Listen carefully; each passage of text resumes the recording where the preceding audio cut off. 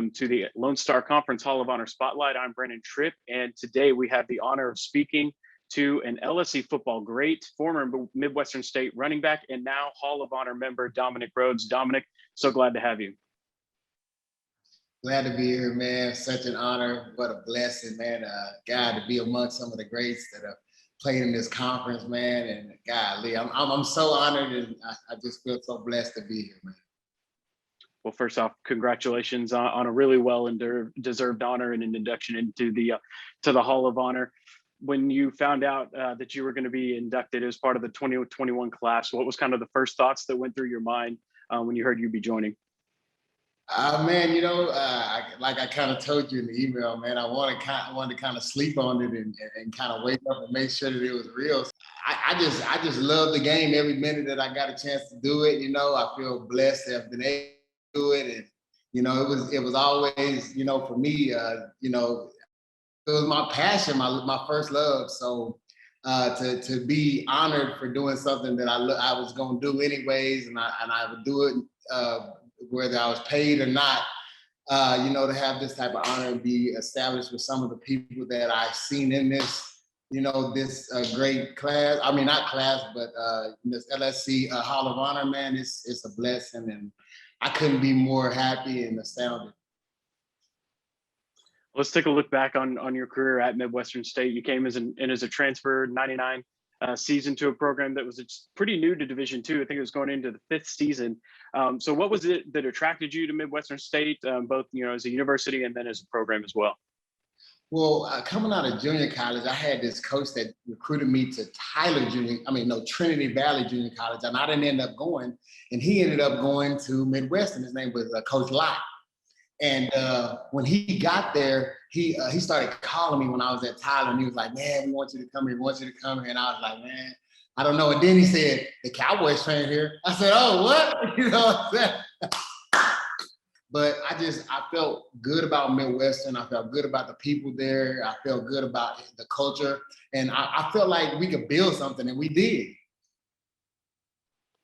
Yeah, your first season with the Mustangs, you had over 1,100 rushing yards and 10 touchdowns, first team all LSC honors, and then followed that up with a second season of 1,387 rushing yards, 17 touchdowns, again, all first team LSC honors. And the big thing there in that second season, you guys had the first winning program, or the winning season, in Division II program history, and started a run of, I think, 19 straight seasons with a winning program.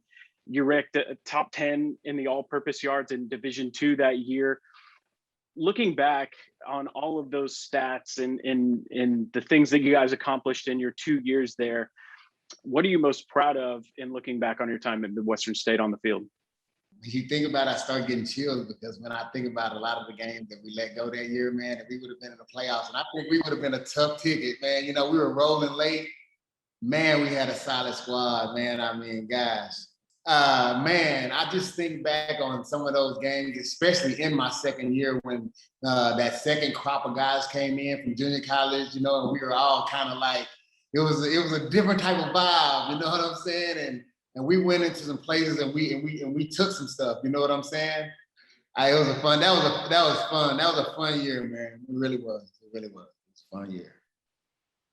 And then after your college career, you were entered the 2001 draft, went and undrafted, but then signed as a free agent with the Colts. You ended up starting the last 8 or 9 games of the season, filling in for Edgerrin James, who won Offensive Player of the Year for rookies the previous season. You ended up setting a rookie undrafted rushing record, 1,104 yards, filling in for him in those final 9 games. What was it like going through camp as an undrafted rookie free agent, and then to fight for your spot just to make the roster, and then find out that you'd be filling in for Edgerrin James, and then ending up with the season that you did have that first year with the Colts? First of all, it was a blessing to even have that opportunity. But, coming in as an undrafted free agent, they just throw you a number and some cleats, and it's like, you're here to, make sure that these guys are ready for the season so that they don't get too hurt or whatnot. But at the end of the day, as a rookie, they start you at the back of the line if you're a free agent. And I had these other free agents that had done very well, one being named Terrence Wilkins, and he would come talk to me. He's like, "You know what?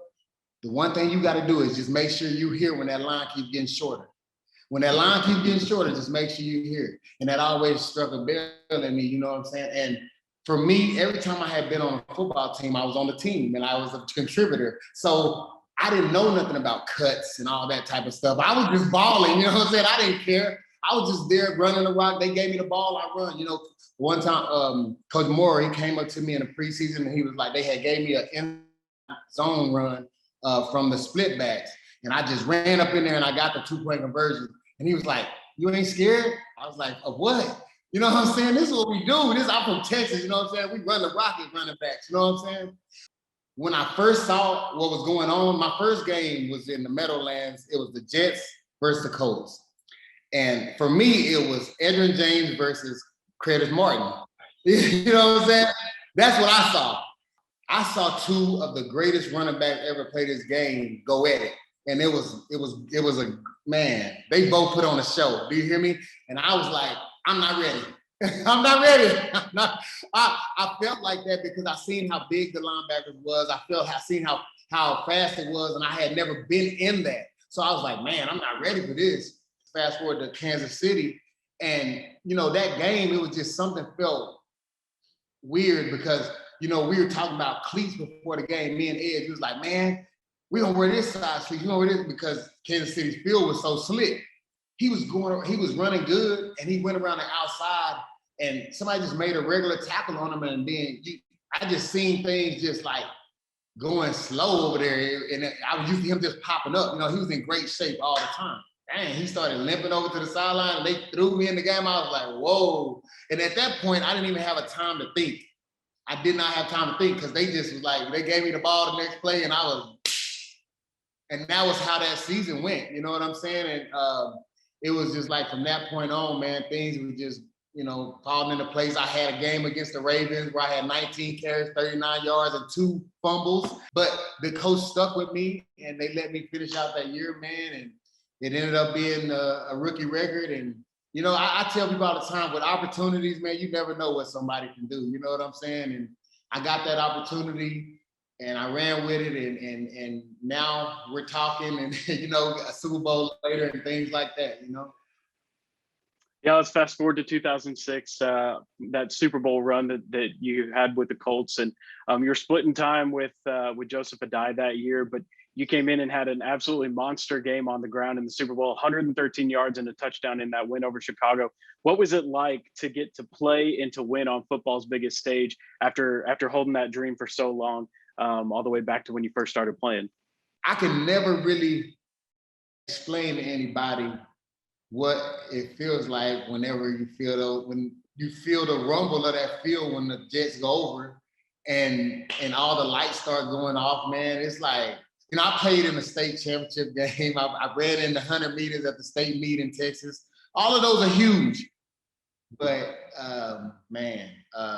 that day, I don't even know how to, like, unless I see the film, I don't even know how to relive it. I remember after the game, my body was so drained and so tired. I just laid on my suit, and I woke up the next day and I seen that we won still. You know what I'm saying? It was like another one of those deals because, I mean, I gave it everything I had, man. I left everything on the field, you know what I'm saying? Which I always did, but it really felt like, you know, with all the emotion, you know, and everything leading up to it, because it's not the same.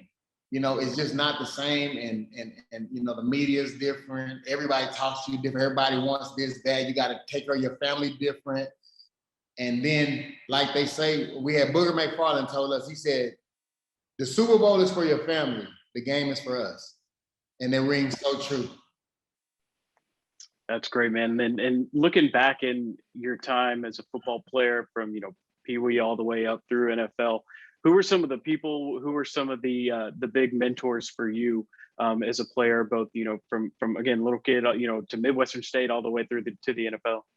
Number one, man, the biggest influence on my life, man, it will always be the biggest influence on my life is my mama. My mama, I grew up watching her walk to work. Man, as far as you can name it, to make sure that she took care of 3 or 4 kids at all times. She did it by herself. she let go of her dream so I could have my opportunity, because she let me be here. So a lot of times I think back on that, man, and that's just, if I have to, if I want to, bring all this thing into a culmination, my mama is the number one and the ideal person that I looked up to. I don't care. I have to also thank my extended family who adopted me, the Rodriguezes, Patsy and Robert Rodriguez, and my brothers, all of my family, all the people, like I said, in my life, that actually, put their hand out there and not only gave me something, but made me earn something. For talking to a young kid, a young running back who's got dreams and aspirations of making it to the NFL, what are the things that you would tell them just as a player? As a player, man, I'm gonna tell you that make sure your vision is your vision and do not let nobody deter that vision. You just gotta stay, the hungry as you are, man, is hungry as you'll be. You gotta go out there and get it. And there's people that can say that you can't do it, but it's probably because they can't. So never lose your grind, never lose your hustle, never lose your focus. So switching to life off the field, kind of after your professional career, what have you been up to post football? Man, post football, man, I got my nonprofit. It's Rhodes to Success Inc., man, where we give back in the community, man. We were doing a lot of camps. It's kind of slowed down a little, especially with this Corona stuff. I teamed up with one of my ex-teammates, Dante Wells, who played with me at Midwestern. And the other thing that I'm doing outside of my nonprofit work and giving back in the community, man, I got my real estate thing going where I'm buying and flipping these houses, man. And it's, when I was in high school, that I got adopted by my Spanish family, my Spanish dad, he had his own tile company. So it kind of just like, just was just falling right in. And, my brothers down there in Abilene, they still do work with houses, and I'm so thankful. And then this news comes where I've been in the Hall of Honor, man, and golly, man, you don't even know, man. I don't even know how to accept it. I really don't, man. Well, Dominic, thank you so much once again for joining us today. And again, a big congratulations on your induction into the LSC Hall of Honor. Man, thank you very much, man.